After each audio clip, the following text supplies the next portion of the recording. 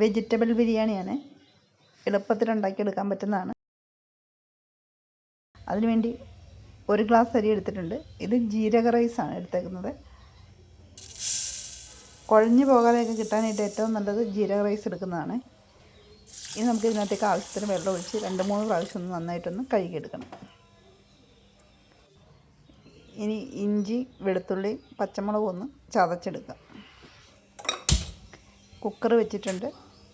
Cooker ചൂടായതിന് ശേഷം അതിനകത്തേക്ക് സൺഫ്ലവർ ഓയിൽ ഒഴിച്ചു കൊടുക്കുക. എണ്ണ ചൂടായി വരുമ്പം ഗ്രാമ്പു, പട്ട, തക്കോലം, ഒരു 4 ഏലയ്ക്ക. അതിൽ ഏലയ്ക്ക നമ്മളൊന്ന് ചതച്ചിട്ട് വേണം ഇടാനായിട്ട്. ചൂടായ എണ്ണയിലേക്ക് ഇട്ട് കൊടുക്കുക. ഒരു 2 സവോള അരിഞ്ഞത്,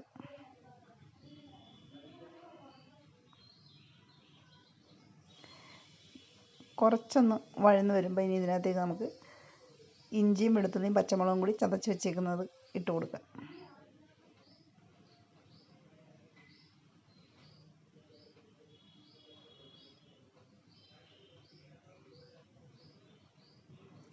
ഇനി ഇത് കുറച്ച് സമയം ഒന്ന് വഴറ്റിയെടുക്കുക.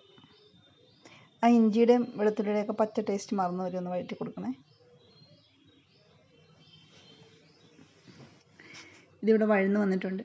ഇനി ഇതിനകത്തേക്ക് നമുക്ക് പൊടികളൊക്കെ ചേർത്ത് കൊടുക്കുക. ഒരു 1.5 സ്പൂൺ മല്ലിപ്പൊടി,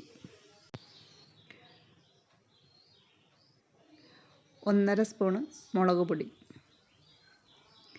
ഇനി ആ പൊടിയുടെ പച്ച ടേസ്റ്റ് ഒന്ന് മാറിക്കിട്ടാൻ വേണ്ടി കുറച്ച് സമയം ഒന്ന് വഴറ്റിയെടുക്കുക.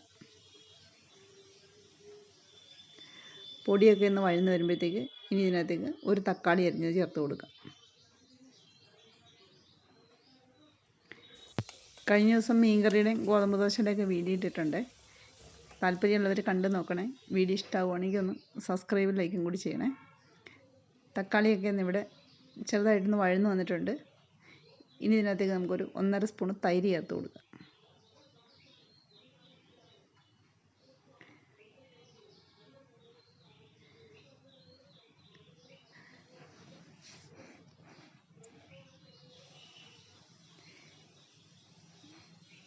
ഇനി നമുക്ക് ഇതിനകത്തേക്ക് അരിഞ്ഞു വെച്ചിരിക്കുന്ന പച്ചക്കറി ചേർത്ത് കൊടുക്കാം. ക്യാരറ്റ്, കോളിഫ്ലവർ,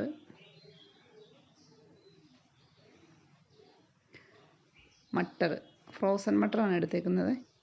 അല്ലെങ്കിൽ ഗ്രീൻ പീസ് ചെറുതായിട്ട് ഒന്ന് വേവിച്ചിട്ട് ഇട്ട് കൊടുത്താൽ മതി. അല്ലെങ്കിൽ ബീൻസ് അരിഞ്ഞതാണേലും മതിയേ. ഇനി കുറച്ച് ഉപ്പും കുറച്ച് മഞ്ഞൾപ്പൊടിയും കൂടി ചേർത്ത് കൊടുക്കാം.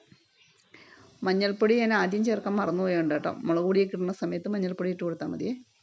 എല്ലാം കൂടി ഒന്ന് ഇളക്കിയതിന് ശേഷം ഒരു 5 മിനിറ്റ് വെച്ചതിന് ശേഷം നമുക്ക് ഇതിനകത്തേക്ക് തിളച്ച വെള്ളം ഒഴിച്ചു കൊടുക്കാം.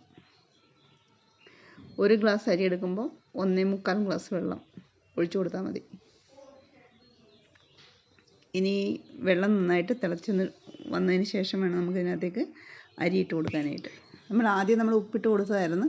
ഇനി ബാക്കി വെള്ളം കൂടി ഒഴിച്ചതിന് ശേഷം പാകത്തിന് വീണ്ടും ഉപ്പിട്ട് കൊടുക്കാം. ഉപ്പ് നമ്മൾ കറക്റ്റായിരിക്കണം കേട്ടോ. ഉപ്പ് ഇച്ചിരി കുറഞ്ഞു പോയി കഴിഞ്ഞാൽ ബിരിയാണിയുടെ ടേസ്റ്റ് ഇച്ചിരി കുറവായിരിക്കും. ഗരം മസാല. ഇനി ഇത് നന്നായിട്ട് തിളച്ച് വന്നതിന് ശേഷം നമുക്ക് അരി ഇട്ട് കൊടുക്കാം. തിളച്ചിട്ടുണ്ട്, അരി ഇട്ട് കൊടുക്കാം. 1 ഗ്ലാസ് അരി എടുത്തപ്പോൾ നമ്മൾ 1.25 ഗ്ലാസ് വെള്ളമാണ് കേട്ടോ ഒഴിച്ചു കൊടുത്തത്. ഇതിപ്പോൾ കുക്കറിനകത്ത് തന്നെ വെക്കണമെന്നൊന്നുമില്ല. ഏത് പാത്രത്തിൽ വേണമെങ്കിലും നമുക്ക് ഇങ്ങനെ ഉണ്ടാക്കിയെടുക്കാം കേട്ടോ. അരി ഇട്ട് കൊടുത്തതിന് ശേഷം നമുക്കൊന്ന് ഇളക്കി കൊടുക്കാം.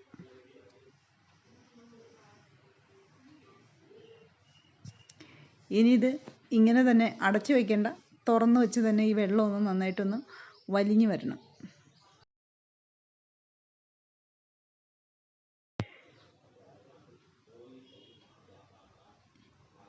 ഇതിപ്പോൾ ഇതിലെ വെള്ളമൊക്കെ ഒന്ന് വലിഞ്ഞു വന്നിട്ടുണ്ട്.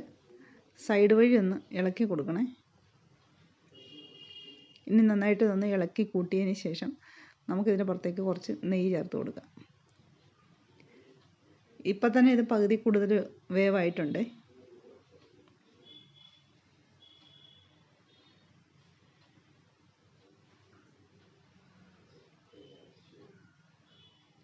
രണ്ട് സ്പൂൺ നെയ്യ്. ഇനി ഇതിനകത്തേക്ക് നമുക്ക് പുതിന ചെറുതായിട്ട് അരിഞ്ഞത് ചേർത്ത് കൊടുക്കാം.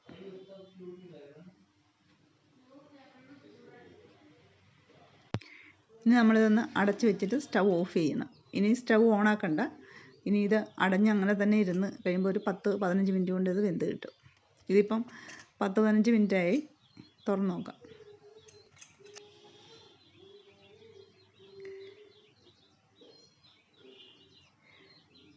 വെള്ളമൊക്കെ വലിഞ്ഞ് നല്ല കറക്റ്റായിട്ട് ചോറൊന്നും തൊടാതെ നല്ല കറക്റ്റായിട്ട് കിട്ടും. ഇതിപ്പോൾ പാത്രത്തിൽ ചെറുതായിപ്പോയുണ്ട്. നിങ്ങൾ കുറച്ച് വലിയ പാത്രത്തിൽ വയ്ക്കണേ. നിങ്ങൾക്ക് വീഡിയോ ഇഷ്ടമാവുകയാണെങ്കിൽ ഒന്ന് സബ്സ്ക്രൈബും ലൈക്കും കൂടി ചെയ്യണേ. ഇതിൻ്റെ കൂടെ നമ്മൾ അച്ചാറും പപ്പടം തൈരും വേണം. തൈരിനകത്തേക്ക് കുറച്ച് സവോളയും പച്ചമുളകും തക്കാളിയും ഒക്കെ അരിഞ്ഞിട്ട് ഉപ്പൊക്കെ ഇട്ട് വേണം തൈര് എടുക്കാനായിട്ട്. വീഡിയോ ഇഷ്ടമായെങ്കിൽ മറക്കാതെ സബ്സ്ക്രൈബും ലൈക്കും കൂടി ചെയ്യണേ.